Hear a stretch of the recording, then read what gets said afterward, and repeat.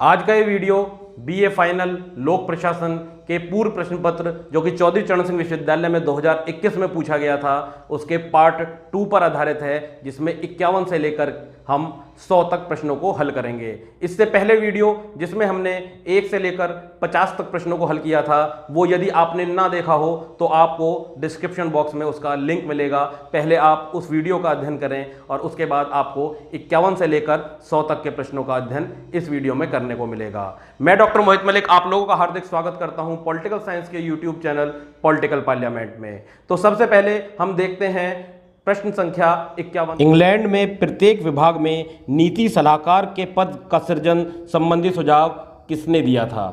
ए Fulton समिति, B एपलबी समिति, सी royal समिति और डी प्रिस्टले समिति। इस प्रश्न का सही उत्तर है ए फुलटन समिति, जो इंग्लैंड की सरकार के द्वारा वर्ष 1966 में सिविल सेवा में सुधार के लिए फुलटन की अध्यक्षता में गठित की गई थी और जिसने 1968 में अपनी 158 सिफारिशें पेश की थी। उन 158 सिफारिशों में यह भी थी कि प्रत्येक विभाग में नीति सलाहकार का पद सृजित किया जाए। चलिए अगला प्रश्न देखते हैं। भारत में राष्ट्रीय विकास परिषद है तकनीकी स्टाफ अभिकरण, बी सूत्र अभिकरण, सी सहायक स्टाफ अभिकरण और डी स्टाफ अभिकरण। इस प्रश्न का सही उत्तर है डी राष्ट्रीय विकास परिषद एक स्टाफ अभिकरण है। चलिए अगला प्रश्न देखते हैं। निम्नलिखित देशों में से किस देश में प्रशासन के प्रबंधकीय पक्ष पर सर्वाधिक बल दिया जाता है? ए इंग्लैंड, बी अमेरिका, सी भारत और डी फ्रांस। इस प्रश्न का सही उत्तर है बी अमेरिका। अमेरिका में प्रशासन के प्रबंधकीय पक्ष पर सर्वाधिक बल दिया जाता है। चलिए अगला प्रश्न देखते हैं। लूथर गुलुक के अनुसार संगठन में कार्य विभाजन के निम्नलिखित में से कौन से आधार हैं? ए व्यक्ति स्थान उत्पादन उद्देश्य, बी स्थान प्रक्रिया ग्राहक उत्पादन, सी प्रक्रिया उत्पादन ग्राहक स्थान और डी उद्देश्य प्रक्रिया व्यक्ति स्थान। यह गुलिक का 4Ps का सिद्धांत है, जिसे 4Ps भी बोला जाता है। इसका सही उत्तर है डी उद्देश्य प्रक्रिया व्यक्ति स्थान। उद्देश्य इसे इंग्लिश में भी देख सकते हैं, purpose, process, clientele and place. यहाँ पर पर्सन भी आ सकता है, इसे इसलिए ही 4Ps का सिद्धांत कहते हैं। इसका अर्थ है ग्राहक या व्यक्ति। चलिए अगला प्रश्न देखते हैं। किस वर्ष में भारत में पहली बार बजट प्रस्तुत किया गया? ए 1857, बी 1859, सी 1860 और डी 1862। इस प्रश्न का सही उत्तर है सी 1860। 7 अप्रैल 1860 को जेम्स विल्सन के द्वारा यह बजट प्रस्तुत किया गया था। चलिए अगला प्रश्न देखते हैं। नई अखिल भारतीय सेवाओं का सृजन किसके द्वारा किया जाता है? ए संघ लोक सेवा आयोग के प्रस्ताव द्वारा, बी संसदीय अधिनियम द्वारा, सी राज्यसभा के प्रस्ताव द्वारा और डी राज्यपाल के आदेश के द्वारा। इस प्रश्न का सही उत्तर है सी राज्यसभा के प्रस्ताव के द्वारा। अनुच्छेद 312 के अंतर्गत राज्यसभा उपस्थित व मत देने वाले सदस्यों के 2/3 बहुमत के आधार पर प्रस्ताव पारित करती है, जिसके आधार पर संसद नई अखिल भारतीय सेवाओं का सृजन करती है। ये बहुत महत्वपूर्ण प्रश्न है जो कई बार परीक्षाओं में पूछ लिया जाता है कि आर्टिकल 312 312 क्या कहता है, या राज्यसभा का प्रस्ताव कितने बहुमत से पारित होना आवश्यक है। चलिए अगला प्रश्न देखते हैं। प्राधिकार को एक कार्यपालिका अधिकारी या संगठनीय इकाई से दूसरे को सौंपना क्या कहलाता है? ए विकेंद्रीकरण, बी आदेश की एकता, सी प्रत्यायोजन और डी पद सोपान। इस प्रश्न का सही उत्तर है सी प्रत्यायोजन। प्राधिकार को यानी अधिकारों को, सत्ता को एक कार्यपालिका अधिकारी या संगठनीय इकाई से दूसरे को सौंपना प्रत्यायोजन कहलाता है। चलिए अगला प्रश्न देखते हैं। वो कपड़ा तो काटते हैं परंतु उन्हें शरीर का पता नहीं होता, किसने कहा? ए महात्मा गांधी, बी वाल्टर बेजहट, सी रास पोलैक और डी JL नेहरू। इस प्रश्न का सही उत्तर है बी वाल्टर बेजहट। वाल्टर बेजहट ने नौकरशाही के अवगुण के संबंध में कहा है कि उन्हें शरीर का तो पता नहीं होता पर वो कपड़ा काटते हैं। चलिए अगला प्रश्न देखते हैं। समन्वय के साधन, ए संचार, बी नियोजन, सी वित्त मंत्रालय और डी उपरोक्त सभी। इस प्रश्न का सही उत्तर है डी उपरोक्त सभी, यह समन्वय के साधन हैं। चलिए अगला प्रश्न देखते हैं। क्या यह कथन सही है कि सरकारी निगमों को इसलिए संगठित किया जाता है कि वे कानूनी रूप से सार्वजनिक उद्देश्य की पूर्ति कर सकें। क्या इसलिए ही सार्वजनिक निगमों को संगठित किया जाता है? ए आंशिक रूप से गलत है, बी गलत कथन है, सी हाँ और डी नहीं। इसका सही उत्तर है सी हाँ, इसलिए ही सरकारी निगमों को संगठित किया जाता है कि वह सार्वजनिक उद्देश्य की पूर्ति कर सकें। अगला प्रश्न देखते हैं। जब प्रत्यायोजन लिखित रूप से होना है तो उसे कहते हैं ए अनौपचारिक प्रत्यायोजन, बी औपचारिक प्रत्यायोजन, सी सशर्त प्रत्यायोजन और डी पूर्ण प्रत्यायोजन। इस प्रश्न का सही उत्तर है बी, इसे औपचारिक प्रत्यायोजन कहते हैं। चलिए अगला प्रश्न देखते हैं। लोक निगमों पर मंत्रीय नियंत्रण की निरंकुशता को सीमित करने के संबंध में यह कथन किसने कहा? लोक निगम को मंत्री रूपी पिता की बाहों में तब तक नहीं देना चाहिए जब तक प्यार करने वाली संसदीय माता न उपलब्ध हो जाए जो पिता के अत्यधिक अनुशासन को रोक सके। ए पीएच एपलबी, बी नरेंद्र मोदी, सी इंदिरा गांधी और डी हर्बर्ट मॉरिसन। इसका सही उत्तर है ए पीएच एपलबी ने यह कथन कहा था। चलिए अगला प्रश्न देखते हैं। संसद में शून्यकाल का समय है ए 30 मिनट, बी 60 मिनट, सी 90 मिनट और डी 100 मिनट। इसका सही उत्तर है बी 60 मिनट। 1 घंटे का समय संसद में शून्यकाल का समय होता है। अगला प्रश्न देखते हैं। 100 में से 99 मामलों में वह मंत्री लोक सेवकों की राय मान लेता है और नियत स्थान पर हस्ताक्षर कर देता है। लोक सेवा के इस अर्थ में किसने परिभाषित किया है? A F A Nigro, B Ratnaswamy, C Graham और डी रैमजे मेयर। इसका सही उत्तर है डी रैमजे मेयर और ये बहुत महत्वपूर्ण प्रश्न है और लगातार परीक्षाओं में दोहराया जाता है। चलिए अगला प्रश्न देखते हैं। नीति आयोग की बैठकों की अध्यक्षता कौन करता है? ए राष्ट्रपति, बी लोकसभा अध्यक्ष, सी प्रधानमंत्री और डी गृह मंत्री। इस प्रश्न का सही उत्तर है सी प्रधानमंत्री नीति आयोग की बैठकों की अध्यक्षता करता है। अगला प्रश्न देखते हैं। पंचायतों को संवैधानिक दर्जा प्राप्त हुआ ए 71वें संविधान संशोधन द्वारा, बी 73वें संविधान संशोधन द्वारा, सी 74वें संविधान संशोधन द्वारा और डी 75वें संविधान संशोधन द्वारा। इसका सही उत्तर है बी 73वें संविधान संशोधन द्वारा पंचायतों को संवैधानिक दर्जा दिया गया था। अगला प्रश्न देखते हैं। केंद्र और राज्यों के मध्य वित्त संबंधों के निर्धारण से संबंधित आयोग है? ए वित्त आयोग, बी नीति आयोग, सी निर्वाचन आयोग और डी राष्ट्रीय विकास परिषद। इस प्रश्न का सही उत्तर है ए वित्त आयोग। अगला प्रश्न देखते हैं। प्राक्कलन समिति में सदस्यों की अधिकतम संख्या है?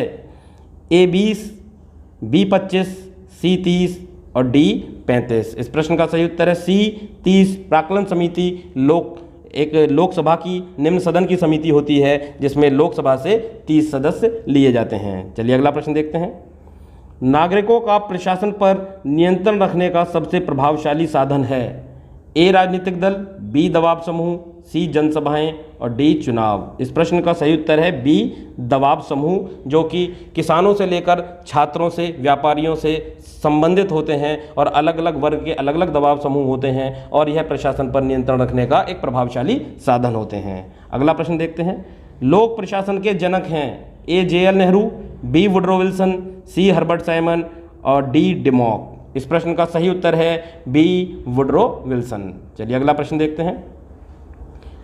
कथन भारत में कार्यपालिका के संबंध में संसद निगरानी का कार्य करती है, यह बिल्कुल सही बात है। तर्क नियंत्रक एवं महालेखा परीक्षक संसद की आंख में कान है, यह भी सही है। अब इसके संबंध में कूट है। ए और आर दोनों सही हैं तथा आर ए की सही व्याख्या है। ए और आर दोनों सही हैं तथा आर ए की सही व्याख्या नहीं है। ए सत्य है लेकिन आर असत्य है, ए सत्य है लेकिन आर सत्य है। ना तो यह सही है ना यह सही है और यह सही व्याख्या भी नहीं है। इसका सही उत्तर है बी। आर और ए दोनों सही तो हैं पर ए की सही व्याख्या नहीं करता है आर। चलिए अगला प्रश्न देखते हैं। भारत के नियंत्रक महालेखा परीक्षक द्वारा निम्नलिखित में से किस निधि, प्राधिकरणों, निकायों का लेखा परीक्षण किया जा सकता है? ए भारत के आकस्मिक कोष, बी राज्य के लोक लेखा, सी भारत के संचित कोष और डी उपरोक्त सभी का। इस प्रश्न का सही उत्तर है डी उपरोक्त सभी का। चलिए अगला प्रश्न देखते हैं। यदि अनुमानित खर्च से अनुमानित राजस्व अधिक है तब बजट कहलाता है? ए शुद्ध बजट, बी बचत का बजट, सी वास्तविक बजट और डी संतुलित बजट। यदि अनुमानित खर्च से अनुमानित राजस्व यानी अनुमानित आय ज़्यादा है, खर्च से हमारी आय ज़्यादा हो रही है तो यह बचत का बजट कहलाया जाएगा। खर्च कम है और आय अधिक है तो यह बचत का बजट होगा। यदि अगला प्रश्न देखते हैं, वर्तमान में भारत के नियंत्रक एवं महालेखा परीक्षक कौन हैं? A Shashikant Sharma, B V N Kaul, C Girish Chandra Murmu और डी टी एच चतुर्वेदी। जब यह प्रश्न पूछा गया था तब भी गिरीश चंद्र मुर्मू ही सही उत्तर था और वर्तमान में भी यह प्रश्न पूछा जाता है यदि, तो इसका उत्तर भी गिरीश चंद्र मुर्मू होगा। गिरीश चंद्र मुर्मू 8 अगस्त 2020 से इस पद पर कार्य कर रहे हैं और यह 6 वर्ष या 65 साल की उम्र तक इस पद पर कार्यरत रह सकते हैं। चलिए अगला प्रश्न देखते हैं, निम्नलिखित में से क्या शून्यकाल चर्चा के संबंध में सही है? पहला, इसके अंतर्गत सार्वजनिक महत्व के मामलों पर उठाए जाने वाले प्रश्न आते हैं। दूसरा, यह किसी व्यक्तिगत मंत्री की ओर निर्देशित नहीं होता।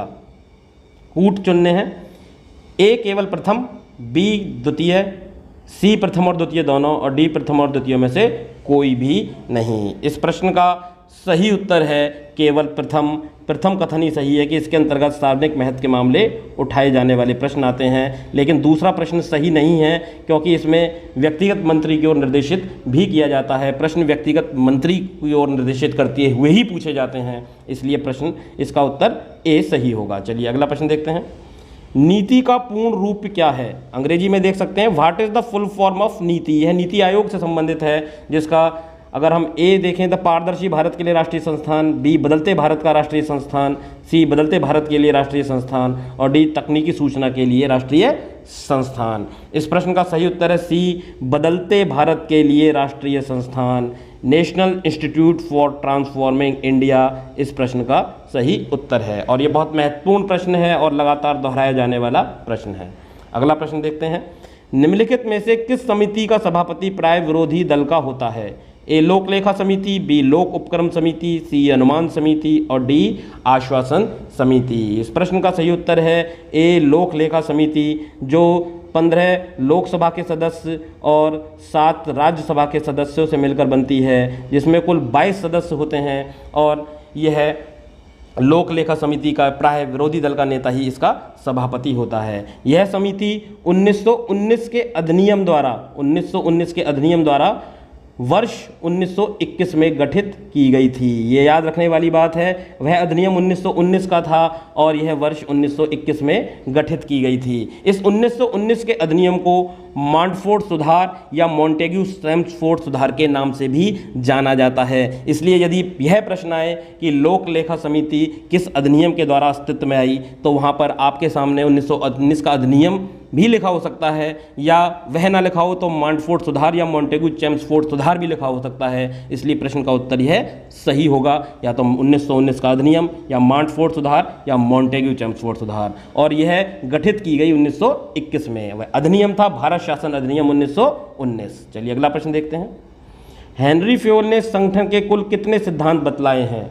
ए 12, बी 13, सी 14 और डी 15। इसका सही उत्तर है सी 14। हेनरी फ्योल ने संगठन के कुल 14 सिद्धांत बताए हैं। अगला प्रश्न देखते हैं, औपचारिक संगठन की विशेषताएं हैं ए सत्तात्मक प्रकृति, बी पद सोपनीय ढांचा, सी विवेकीय अवैयक्तिक मूल्य और डी उपरोक्त सभी। इस प्रश्न का सही उत्तर है डी उपरोक्त सभी। चलिए अगला प्रश्न देखते हैं, ब्यूरोक्रेसी शब्द फ्रांसीसी भाषा के किस शब्द से लिया गया है? ए बर्गांट, बी बरगह, सी ब्यूरो और डी ब्यूरेट। इसका सही उत्तर है सी ब्यूरो से ब्यूरोक्रेसी शब्द लिया गया है, जो कि फ्रांसीसी भाषा का है। अगला प्रश्न देखते हैं, संरक्षक नौकरशाही का दूसरा नाम है ए फाड़ना, बी लूट पद्धति, सी सुंदर मट्टी का पात्र और डी रस्सी का जोड़। इसका सही उत्तर है बी लूट पद्धति, जो यूएसए में प्रचलित है, अमेरिका में प्रचलित है। चलिए अगला प्रश्न देखते हैं, निम्न में से किन माध्यमों से मुख्यालय क्षेत्रीय प्रतिष्ठान को नियंत्रित करता है? ए लेखा तथा रिपोर्ट करना, बी अग्रिम समीक्षा तथा व्यक्तिगत निरीक्षण, सी रिपोर्ट करना, लेखा परीक्षण, निरीक्षण तथा जांच पड़ताल और डी न्यायिक तथा वित्तीय उपाय। इसका सही उत्तर है सी रिपोर्ट करना, लेखा परीक्षण, निरीक्षण तथा जांच पड़ताल। अगला प्रश्न देखते हैं, भारत में प्रशासन पर नियंत्रण हेतु निम्नलिखित में से कौन से स्टाफ अभिकरण कार्यपालिका द्वारा प्रयुक्त किए जाते हैं? 1 भारत का नियंत्रक एवं महालेखा परीक्षक, 2 मंत्रिमंडलीय सचिवालय, 3 संघ लोक सेवा आयोग, 4 प्रशासनिक सुधार आयोग, 5वां नीति आयोग। कूट के माध्यम से हमें उत्तर का चयन करना है। A 1 3 5, B 3 4 5, C 2 3 1 और D 4 5 2। इस प्रश्न का सही उत्तर है B 3 4 व 5, संघ लोक सेवा आयोग, प्रशासनिक सुधार आयोग व नीति आयोग। चलिए अगला प्रश्न देखते हैं। लोक प्रशासन पर प्रथम पाठ्य पुस्तक किस वर्ष में प्रकाशित हुई थी? A 1924, B 1925, C 1926 और D 1930। पुस्तक थी introduction to the study of public administration, जो कि LD व्हाइट के द्वारा प्रथम चरण 1887 से जो 1926 के बीच में था उसमें लिखी गई थी। और यह पुस्तक लोक प्रशासन की प्रथम टेक्स्ट बुक पाठ्य पुस्तक का दर्जा रखती है और यह 1926 में प्रकाशित हुई थी, इसलिए इसका सही उत्तर है C। अगला प्रश्न देखते हैं। निम्नांकित में से कौन से वर्ष स्वतंत्र भारत में प्राक्कलन समिति की पहली बार स्थापना की गई थी? प्राक्कलन समिति से संबंधित पहले भी प्रश्न आया था जिसमें प्राक्कलन समिति की सदस्य संख्या पूछी गई थी जो कि 30 होती है। इस समिति की स्थापना वर्ष 1950 में की गई थी, इसलिए इसका सही उत्तर है A 1950। अगला प्रश्न देखते हैं। निम्नांकित में से कौन सी संसदीय समिति है? A लोक उपक्रम समिति, B अधीनस्थ विधान समिति, C सरकारी आश्वासन समिति और D उपरोक्त सभी। इस प्रश्न का सही उत्तर है D उपरोक्त सभी। अगला प्रश्न देखते हैं। निम्नांकित में से कौन सा कथन असत्य है? संसदीय प्रक्रियाओं में शून्यकाल एक भारतीय आविष्कार है। प्रश्नकाल शून्यकाल से पहले होता है। शून्यकाल प्रश्नकाल से पहले होता है। प्रश्नकाल प्रशासन पर विधायी नियंत्रण का एक प्रभावी उपकरण है। इसमें असत्य कथन को छांटना है तो C कथन असत्य होगा।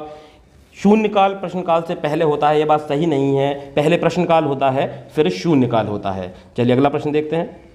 निम्नांकित में से कौन केंद्रीय कार्मिक अभिकरण है? A संसद, B कार्मिक मंत्रालय, C संघ लोक सेवा आयोग और D रक्षा मंत्रालय। इस प्रश्न का सही उत्तर है B कार्मिक मंत्रालय। अगला प्रश्न देखते हैं। निम्नांकित में से कौन सी समिति लोक सेवाओं की भर्ती व्यवस्था से संबंधित नहीं है? A गोरे समिति, B सतीश चंद्रा समिति, C मैकाले समिति और D कोठारी समिति। इस प्रश्न का सही उत्तर है A गोरे समिति। चलिए अगला प्रश्न देखते हैं। निम्नांकित में से कौन सी लोक सेवाओं का उल्लेख भारतीय संविधान में है?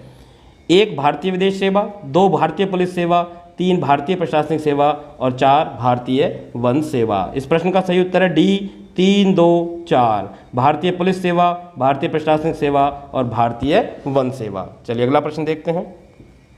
भारतीय प्रशासनिक सेवा के किसी भी परीक्षावधीन की तैनाती का निर्णय लेता है? A प्रधानमंत्री, B राज्य का मुख्य सचिव, C राज्य का मुख्यमंत्री और D लोकसभा अध्यक्ष। इस प्रश्न का सही उत्तर है B राज्य का मुख्य सचिव इस बात का निर्णय लेता है कि कोई भी परीक्षावधीन की तैनाती की जानी है। चलिए अगला प्रश्न देखते हैं। यह कथन किसका है कि संसद शक्ति के प्रत्यायोजन के विरोध का मुख्य गढ़ है, जिसकी आवश्यकता भारतीय प्रशासन की सबसे बुरी खामी है? A प्रशासनिक सुधार आयोग प्रतिवेदन, B एप्लवी प्रतिवेदन, C गोरेवाला प्रतिवेदन और D गोपाल स्वामी अयंगर प्रतिवेदन। इस प्रश्न का सही उत्तर है B एप्लवी प्रतिवेदन। चलिए अगला प्रश्न देखते हैं। निम्नांकित में से कौन सी विशिष्ट रूप से निचले सदन की समिति है?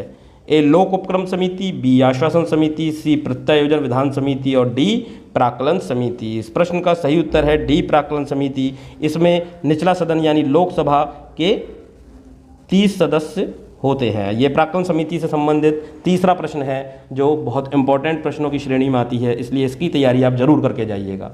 अगला प्रश्न देखते हैं।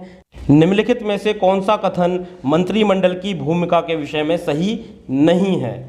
यह प्रधान नीति निर्माता है, यह सलाहकार निकाय है, यह नीति क्रियान्वयक है, यह मुख्य कार्यपालिका के रूप में है। इस प्रश्न का सही उत्तर है C, यह नीति क्रियान्वयक है। मंत्रिमंडल नीति क्रियान्वयक की भूमिका में नहीं होता, बल्कि वह नीति निर्माता होता है, सलाहकार होता है और मुख्य कार्यपालिका के रूप में होता है। नीति क्रियान्वयक का कार्य तो प्रशासन का कार्य होता है, मंत्रिमंडल का कार्य नहीं होता। चलिए अगला प्रश्न देखते हैं। भारतीय लोक प्रशासन संस्थान व्यस्त रहता है? 1 प्रकाशन, 2 शिक्षण, 3 प्रशिक्षण, 4 शोध। आपको उत्तर चुनने हैं। ए 1 3 4, बी 2 और 3, सी 1 और 2, डी केवल 2। इस प्रश्न का सही उत्तर है ए 1 3 व 4। प्रकाशन, प्रशिक्षण व शोध, पब्लिकेशन, ट्रेनिंग और रिसर्च। अगला प्रश्न देखते हैं। अमेरिकी लोक सेवा में भर्ती की न्यूनतम अधिकतम आयु क्या है? ए 28 वर्ष, बी कोई सीमा नहीं, सी 21 वर्ष और डी 18 वर्ष। इस प्रश्न का सही उत्तर है बी कोई सीमा नहीं है। चलिए अगला प्रश्न देखते हैं। निम्नांकित में से पद सोपान की प्रमुख कमी क्या है? यानी आलोचना देखनी है। ए यह संगठन में कठोरता पैदा करता है, यह खर्चीली व्यवस्था है, यह संगठन में उच्चाधिकारी और अधीनस्थ की भावना को जन्म देती है, और उपरोक्त सभी। इस प्रश्न का सही उत्तर है डी उपरोक्त सभी। प्रशासनिक कृत्यों पर न्यायिक नियंत्रण इस सिद्धांत से उत्पन्न होता है। ए प्रत्यायोजित विधान, बी शक्ति का पृथक्करण, सी विधि का शासन और डी न्यायिक पुनरावलोकन। इस प्रश्न का सही उत्तर है सी विधि का शासन। चलिए अगला प्रश्न देखते हैं। Advance professional program in public administration निम्न में से किस संस्था द्वारा आयोजित किया जाता है? ए ग्रामीण विकास का राष्ट्रीय संस्थान हैदराबाद, बी भारतीय लोक प्रशासन संस्थान New Delhi, C administrative staff college Hyderabad, D Lal Bahadur Shastri राष्ट्रीय प्रशासनिक अकादमी मसूरी। इस प्रश्न का सही उत्तर है बी भारतीय लोक प्रशासन संस्थान नई दिल्ली। अगला और आखिरी प्रश्न देखते हैं। भारत के नियंत्रक एवं महालेखा परीक्षक को उसके पद से उसी प्रकार व उन्हीं आधारों पर हटाया जा सकता है जो कि इनके समान हैं। ए लोकसभा अध्यक्ष, बी भारत का न्यायवादी, सी सर्वोच्च न्यायालय का न्यायाधीश और डी संघ लोक सेवा आयोग का अध्यक्ष। इस प्रश्न का सही उत्तर है सी सर्वोच्च न्यायालय के न्यायाधीश के समान ही उन्हीं आधारों पर भारत के नियंत्रक में महालेखा परीक्षक को हटाया जा सकता है। ये वीडियो आपको अच्छा लगा हो तो आप इसे कमेंट, शेयर और सब्सक्राइब जरूर कीजिएगा, और आपको ऐसे ही और पूर्व प्रश्न पत्रों के वीडियो देखने हो तो कमेंट सेक्शन में ज़रूर बताइएगा।